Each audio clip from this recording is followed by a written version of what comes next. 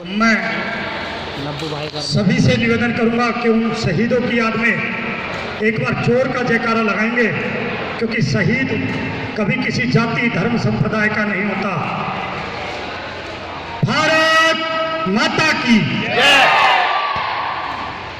इसी पर एक कवि ने चंद लाइनें लिखी थी कि आसमान सितारों से जड़ा होता है, आसमान सितारों से जड़ा होता है, सूर्य तो केवल रोशनी का घड़ा होता है।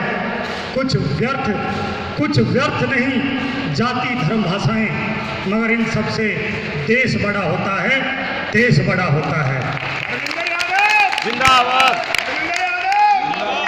मित्रों, मैं बचपन से पढ़ता आया था, हिंदू मुस्लिम सिख ईसाई आपस में सब भाई भाई।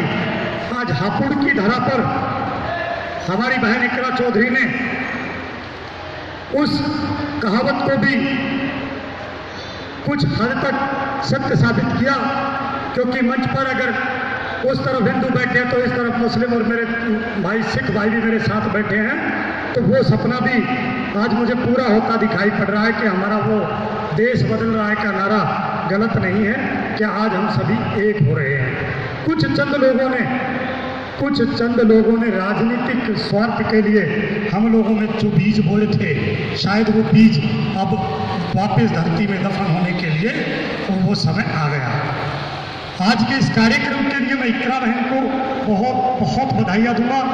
और जिस तरह हमारे देश में अतिथि देवो भव की एक परंपरा है, उसी परंपरा को मैं आगे बढ़ाते हुए बहन इकरा चौधरी को यहाँ बुलाऊंगा और अपने संगठन के पदाधिकारी से कहूँगा कि वो पटका मुझे दें, और बहन इकरा चौधरी का भी स्वागत मैं मंच के माध्यम से करना चाहूँगा। इसके लिए बहन इकरा चौधरी जी आप यहाँ आए। इकरा चौधरी,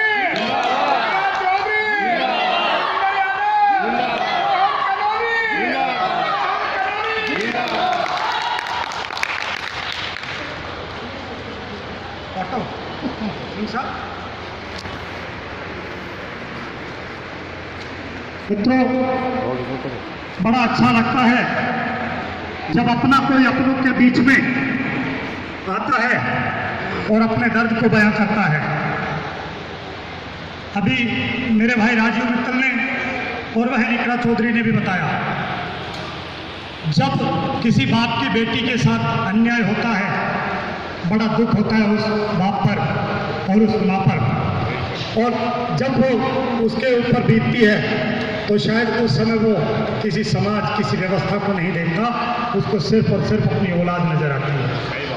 एक बाप जब बच्चे को जन्म देता है, एक माँ जब बच्चे को जन्म देती है, आज वैसे भी मातृ दिवस है, अगर अंग्रेजों की देन प्रतिदिन किसी ना किसी दिन को बांट दिया कि आज माँ का दिन है, आज बाप का दिन है, आज फलाना दिन है, लेकिन हमारे हिंदुस्तान की सरजमी पर कोई दिन ऐसा नहीं जिस दिन प्रेम का दिन ना रहा हो और जिस दिन माता पिता का दिन ना रहा हो।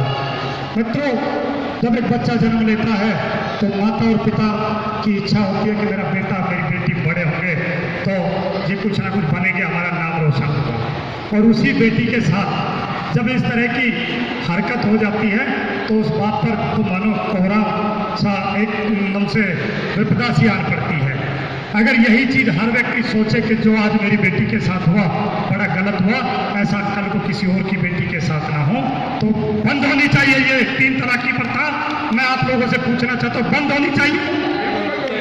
अखिल भारतीय हिंदू क्रांति दल और ये आपका भाई धर्मेंद्र यादव सदैव आपके साथ खड़ा है। आप जहां याद करेंगे, जिस तरह याद करेंगे, अपने पूरे संगठन के साथ संपूर्ण भारत में इस मुहिम के लिए आप लोगों के साथ खड़ा है।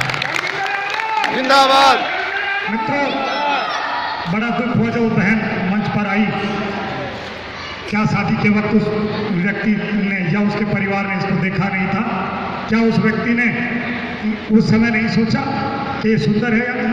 क्या बीत रही होगी आज उसके ऊपर? 4 साल से अपने पिताजी के घर में बैठी है। बड़ा दुख होता है कोई व्यक्ति अपनी ब्याहने के बाद अपनी बेटी को अपने पास रख के देखे, क्योंकि हमारे समाज में एक चीज़ है कि भाभी के साथ ननंद रहती है तो शायद वो घर एकजुट रहता हो। बड़े पहाड़ पड़ जाते हैं परिवार के ऊपर इस चीज़ को रखने के लिए। मित्रों, मेरे मित्र ने एक बात और कही, धारा 370 संपूर्ण देश का नागरिक टैक्स अदा करता है, चाहे वो हिंदू हो, मुस्लिम हो, सिख हो, ईसाई हो, पारसी हो, सब टैक्स अदा करते हैं। और उनके टैक्स से वहाँ पर बैठे जम्मू कश्मीर में बैठा एक एक व्यक्ति पलता है उस टैक्स के ऊपर। वो यहाँ से जो हम कमाई करके देते हैं उस टैक्स से वो पलते हैं। हम अगर चीनी को 30 रुपए किलो खरीदते हैं, वही चीनी उनको 10 रुपए किलो मिलती है, क्योंकि वो 20 रुपए हम लोग देते हैं। तो क्या धारा 370 नहीं हटनी चाहिए? हम अपनी कमाई क्यों दें उन लोगों को? मित्रों, गलत मुद्दा नहीं है। और मैं इस चीज के लिए इकरा चौधरी जी को बार बार बधाइयां और धन्यवाद देता हूं कि उन्होंने इन मुद्दों को इस मंच पर उठाया और मेरे जैसे एक छोटे से व्यक्ति को गुड़गांव की जमीन से उठाकर उत्तर प्रदेश की भूमि हापुड़ में बुलाने का आमंत्रण दिया। मैं बहन जी का बार बार बधाई और धन्यवाद करता हूं। और इनसे ज्यादा धन्यवाद के पात्र आप लोग हैं जो इनके सहयोग के लिए अपना काम, अपना धंधा छोड़कर यहाँ हमारी बातें सुनने के लिए आए। मतलब कभी भी किसी भी वक्त आप लोगों को दिल्ली में काम हो या हापुड़ में काम हो या लखनऊ में काम हो, बहन इकरा चौधरी के माध्यम से मुझे फोन कीजिए। आपके लिए आपका भाई सदैव आपके साथ खड़ा है।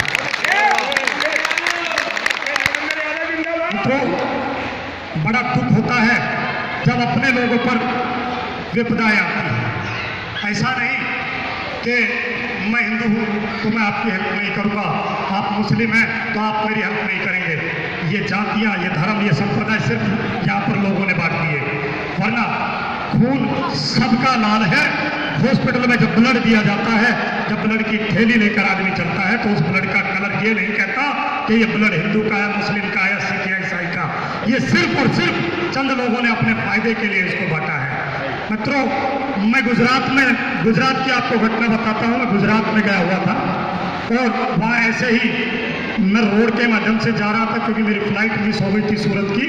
तो रास्ते में एक एक्सीडेंट केस मुझे मिला अहमदाबाद से उस सूरत जाते हुए। उस व्यक्ति को हमने रास्ते में उठाया और वहाँ से हम 60 किलोमीटर दूर सूरत में हमने जाके उसको एडमिट कराया और उसके घर पे फ़ोन किया। उसको होश आने के बाद तो उनके घर वालों से ही हमें नाम का पता चला कि भाई ये वो है, क्योंकि उसकी डायरी में नंबर थे और उस पर लिखा हुआ था कि भाई।